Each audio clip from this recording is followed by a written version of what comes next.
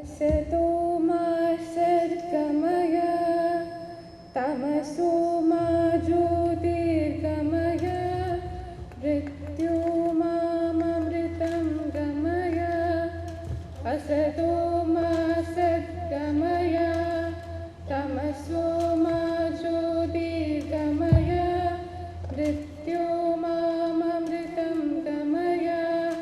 Om Shanti Shanti Shanti. Please be seated, everyone.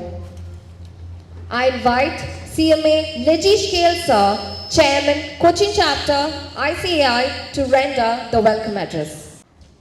Good morning all and welcome to the 6th edition of COAS Conference. It is my honor to stand here as a welcome speaker today. This COAS Conference is a flagship program of Cochin Chapter. Every year we pick up a theme that is of useful to the industry and to the members. This year our theme is Emerging Technologies in Digitalization of Business Environment. I would like to take this opportunity to extend a warm welcome to our esteemed chief guest, APM Muhammad Hanif sir. He is the Principal Secretary for Industries and General Education. His presence today is a testament to the importance is given to the rapid changing technologies and the role it gives in driving development and growth. Sir, on behalf of Cochin Chapter of Coast Accountants, I welcome you to the COAS Conference. I would also like to extend a warm welcome to our guest of honor, Santosh J. Pugatil sir, the Managing Director of Cochin International Aviation Services Limited. His presence today is a reflection of his commitment to keeping pace with latest changes in technologies and dedication to driving progress. Today, we have the pleasure of listening to 4 eminent speakers. I'm confident that the presence will be both informative and thought-provoking. They will be providing us with new inspirations and ideas. On behalf of all of us, I welcome all the 4 speakers to this COAS Conference. I'd also like to welcome all the members and non-members who are gathered here. You people have always been a pillar of support to the Cochin chapter with your presence and your contributions. Let us be active, participative, ask questions, share your thoughts, and I wish you all a productive and insightful conference. Thank you. Which means, may the light of knowledge remove the darkness of ignorance. So I invite our chief guest, Mohammad Anish Sir, to light the lamp.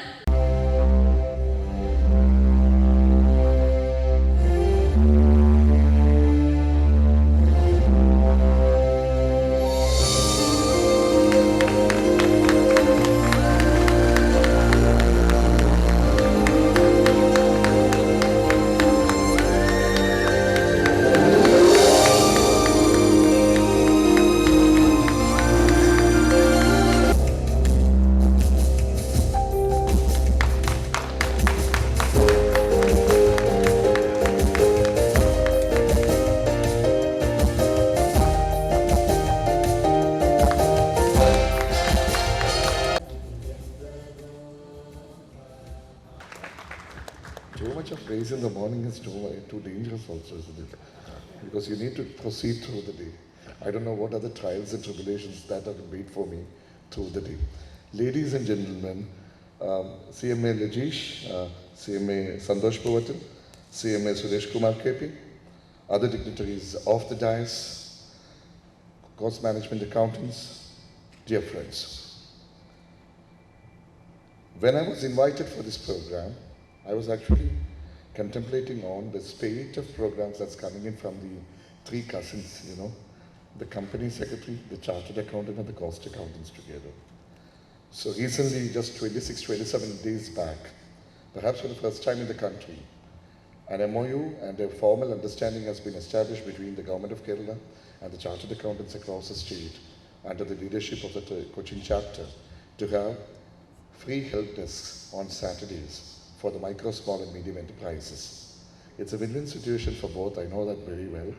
At the same time, many of these very micro enterprises are coming face to face with the chartered accountants for the first time.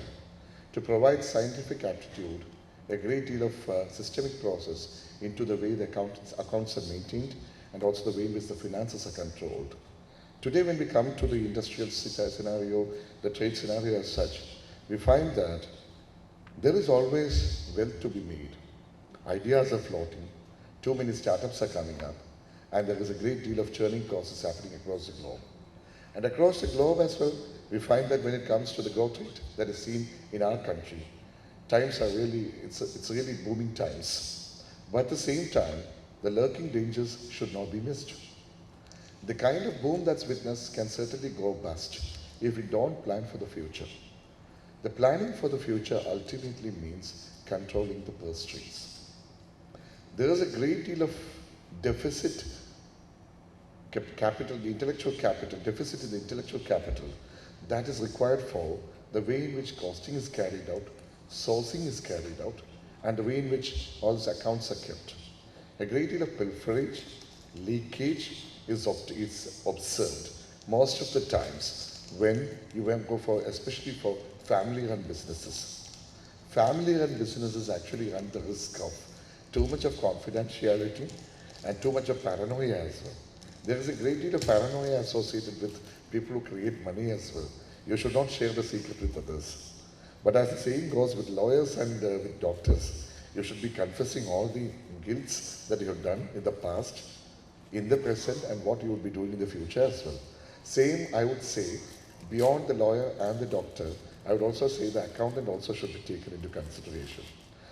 But for the sake of the accountants, I would state that those practices that have been employed for 50, 60, 70 years together, especially since the initiation of independence process for the Republic of India, these have run the test of time. But today, we find ours is running absolutely short of time. Secondly, in terms of the massive nature of the data that's available. And thirdly, about how to glean or rather cull out the requisite data from the massive data information that's available across the globe, not only in terms of time, but also in terms of the technological approach. So with this in mind, I really believe that these emerging technologies and digital transformation of business environment is one subject which has actually got the attention that it deserves of late from the state governments as well as the government of India.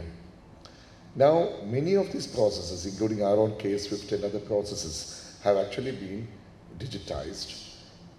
We have tried to make it as IT savvy as possible. But at the same time, when it comes to the application of this digital processes, the need of having critical information is absolutely lacking amongst many of our financial thinkers and planners. Even today, one would be quite happy with the kind of, the book that in which the left side and the right side balances together. The left side, the balancing of the left side and the right side, as it happens in our human body as well, is good to an extent. But beyond that, beyond the human capabilities, beyond the mental faculties that can absorb the deal of data, data sciences, data mining, and analytics would certainly provide a greater deal of inputs into not just your way of thinking, not just your professional, upgradation or, the kind of the quality upgradation that can be made professionally, but it also provides with a greater deal of resource intellectually for the client to plan for the future. This is most important. Without the client,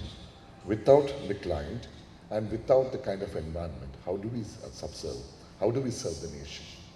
This is most important.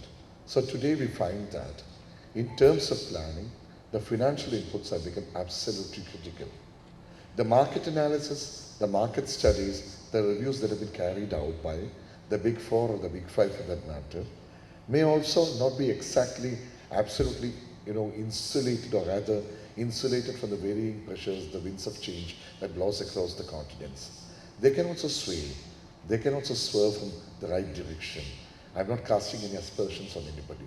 But I've seen through the documents of the top, consultancy firms many a time and found that in terms of the variation from the realistic assessment, the realistic situation at the ground level, vis-a-vis the data, vis-a-vis the predictions that have been made for the future, there has been a variation of something like 30 to 35%. Now what would happen?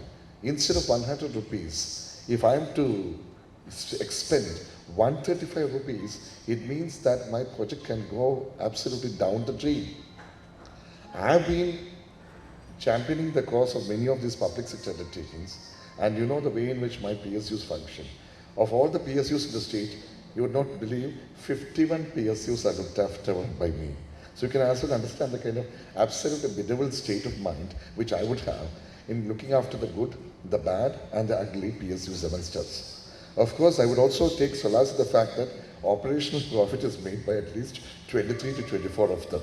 Even if the financial practices that are being employed over there are obsolete, 30 years back, 40 years back, it would have been the kind of current, but when it comes to 2023, we find that there has been a great deal of obsolescence in terms of the practices being adopted.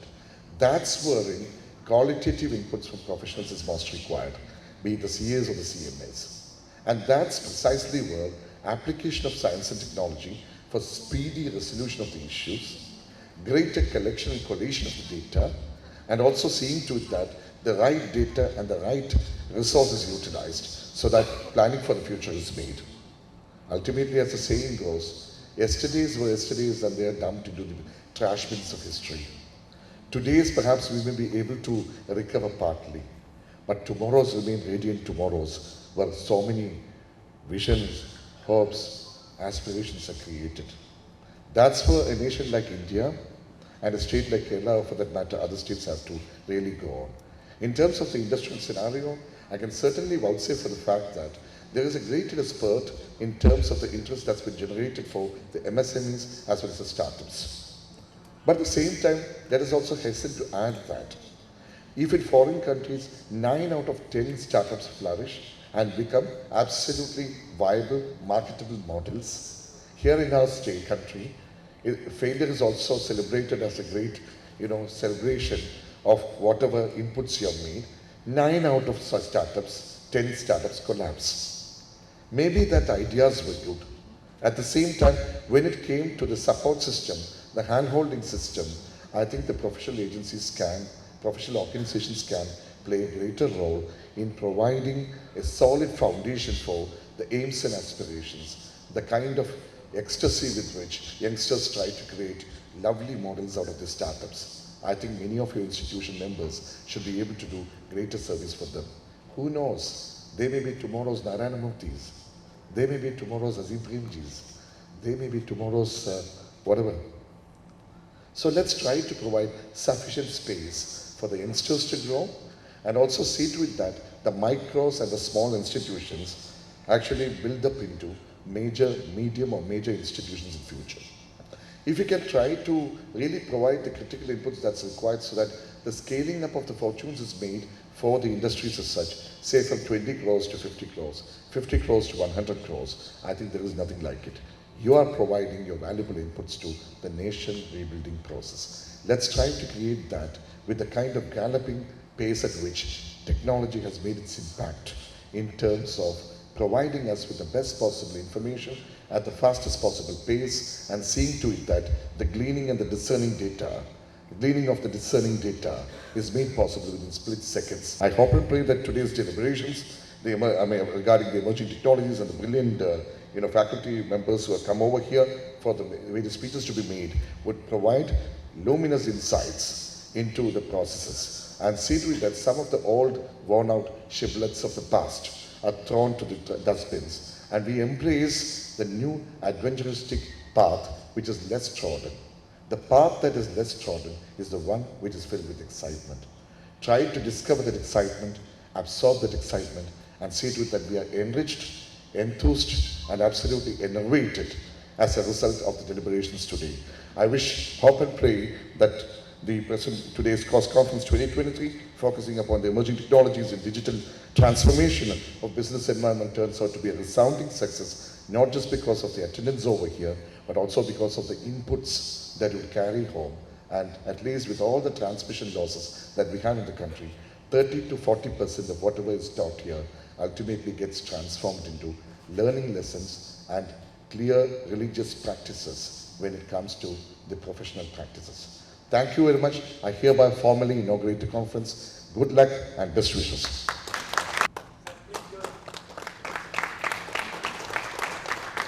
I also happen to be the honorary chairman of one of the biggest educational foundations in the state, providing financial assistance to especially the three sectors of Chartered Accountancy, CMA and Company Secretariat. 15 days back, we had selected 10 students doing various stages of the CMA program for the financial assistance till the end of the program. We have provided that across the state. Just wanted to inform you that. Over to you, sir. Very good morning, respected Mohd sir, CMA Rajesh, CMA Suresh Kumar, and my best friend Shankar Panikar, and my dear professional colleagues. It's indeed a bit challenging and risky to talk after Hanish sir. He speaks very well, flawlessly. Now, I'm a substitute speaker. I'm being substituted the last comment. And what I would like to do is, I just want to set a tone for this conference based on my some scattered thoughts and experience in the industry where I am. Because the topic of today's discussion is emerging technologies, digital transformation in the business environment. So I am familiar with one particular business or working with particular industry for 18 or 19 years in the aviation. Now, there are a lot of technological improvements happened there.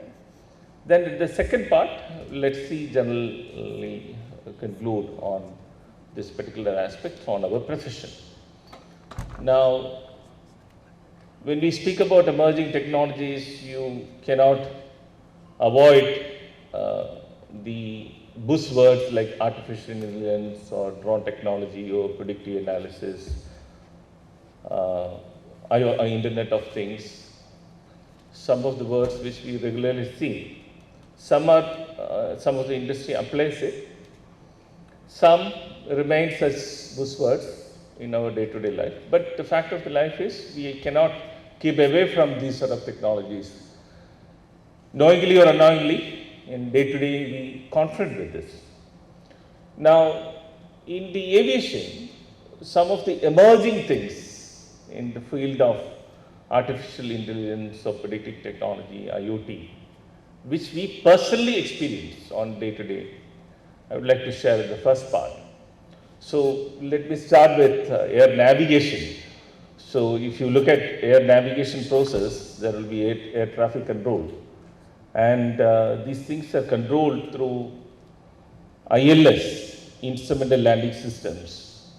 Now there is technologies emerging like Gaggan, which are satellite-based navigation systems. By 2050, India has developed Gaggan, and we are ready to introduce in all airports and airlines. Only constraint is all airlines needs to set up the required devices in their aircrafts also, but which is very costly. But then recently in Rajasthan and on Indigo, ATR aircrafts have fitted such devices and successfully implemented. Now, this is one emerging aspect in that industry. Now, when you enter into the airport scenario, airport industry is coming out with Digiyatra. Perhaps in the future days, when you go to the airport, you can seamlessly walk across the terminals in the security process everywhere. Now, what basically is happening is like initially what the plan was,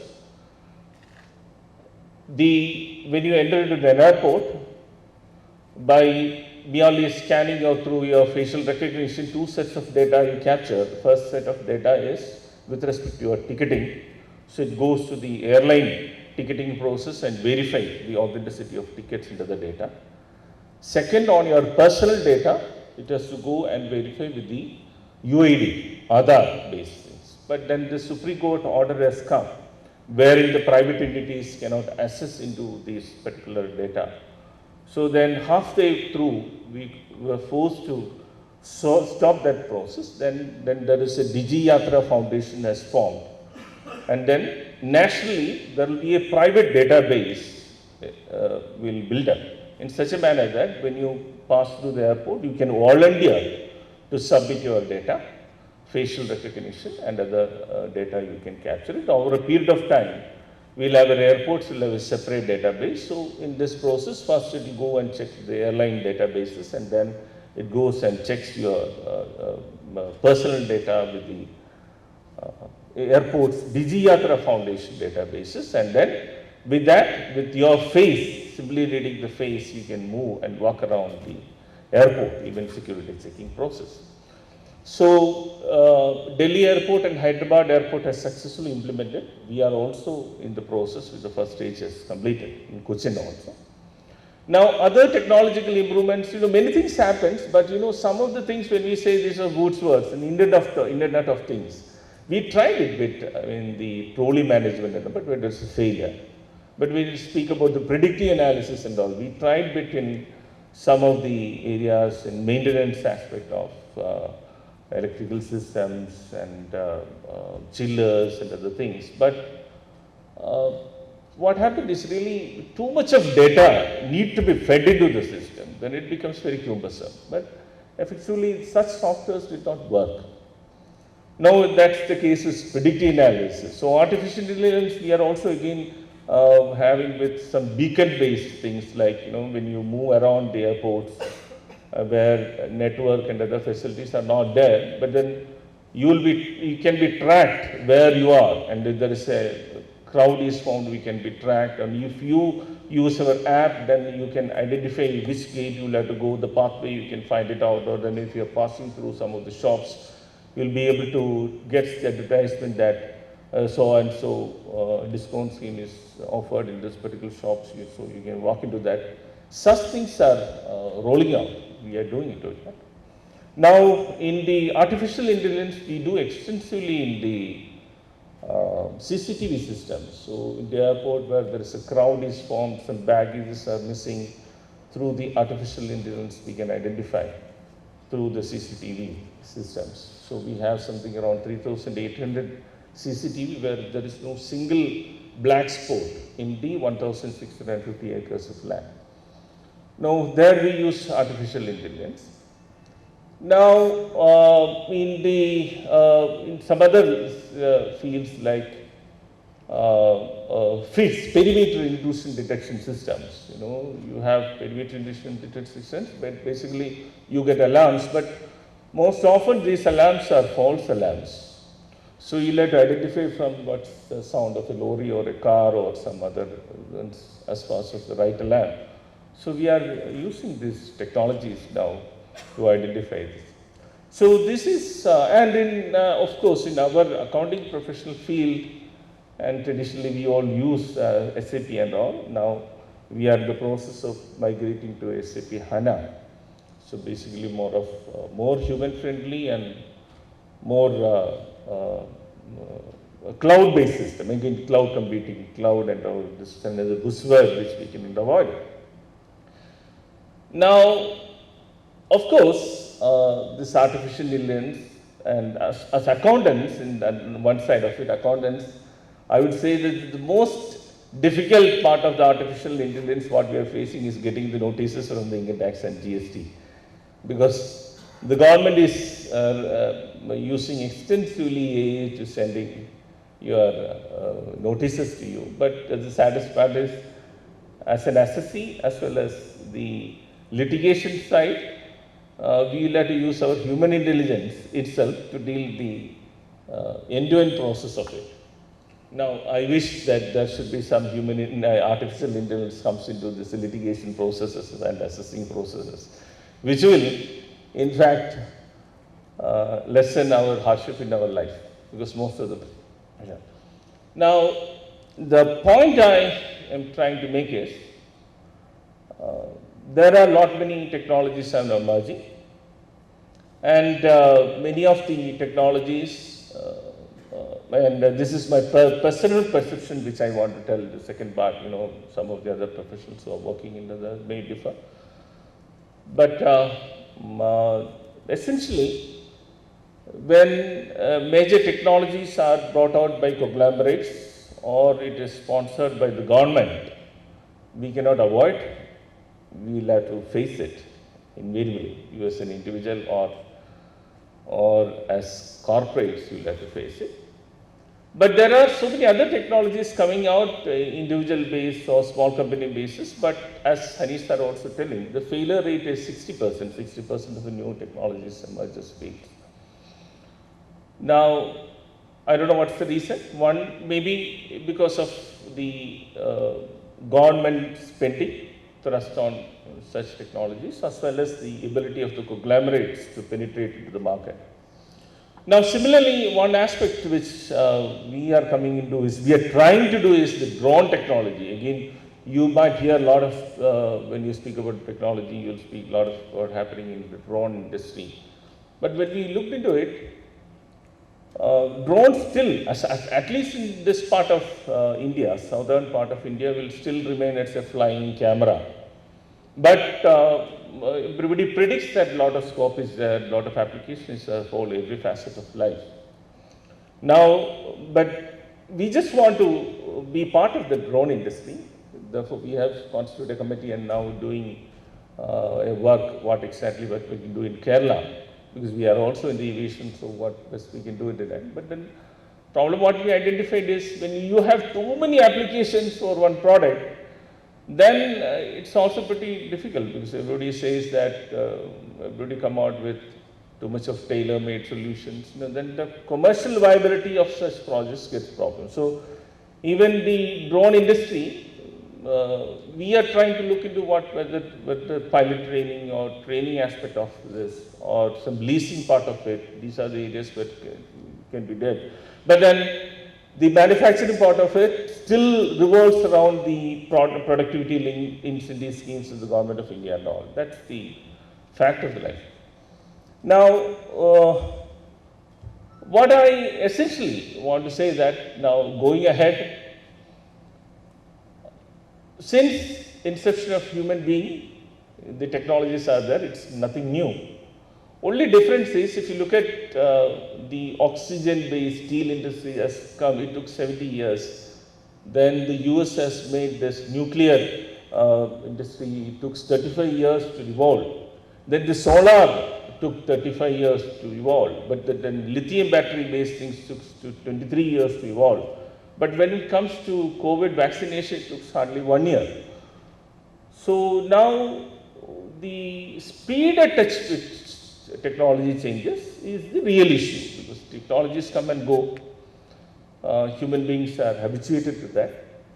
But the rapid speed at which this is happening, keep abreast with that. Perhaps some of the corporations and entities are possible, but then human beings as individuals, professionals, we remain with our human intellect and we remain with our physics, but then we'll have to handle with it. That's the challenge.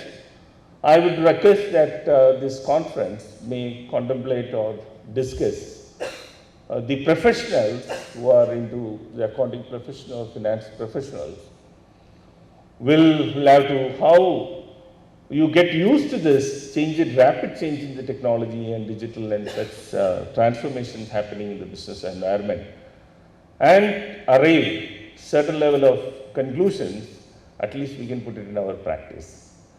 And never possible to say never to these technologies. It's not possible. Only thing, let's eagerly wait and welcome more and more technologies. Let new invention happen for tomorrow, and let's forget about yesterday's inventions. With that note, I thank everybody for your patient listening, and especially thank the organizer for inviting me. And I will also again re-emphasize upon our point that I am also part of your fraternity. I am also a CMA. So very glad to be part of this conference. Thanks a lot. Thank you, sir.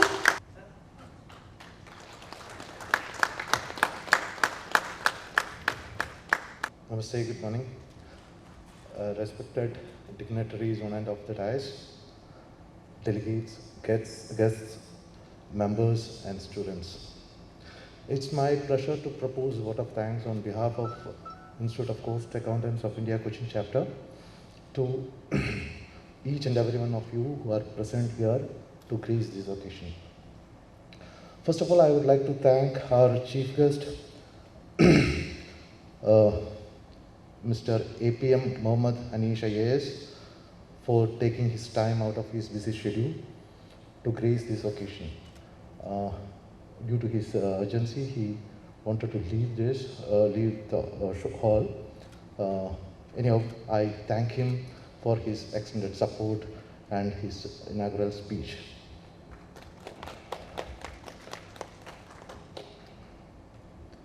We would also like to extend our sincere gratitude to our guest of honor, Mr. Santosh Povatal, sir, for his gracious presence and support.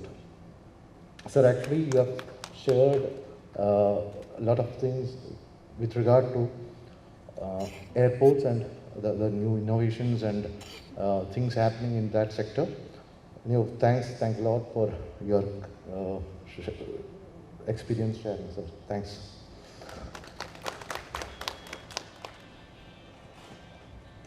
We would also like to express our sincere thanks to our speakers for the day, for accepting our invitation and being here. To all the speakers, I extend our sincere thanks.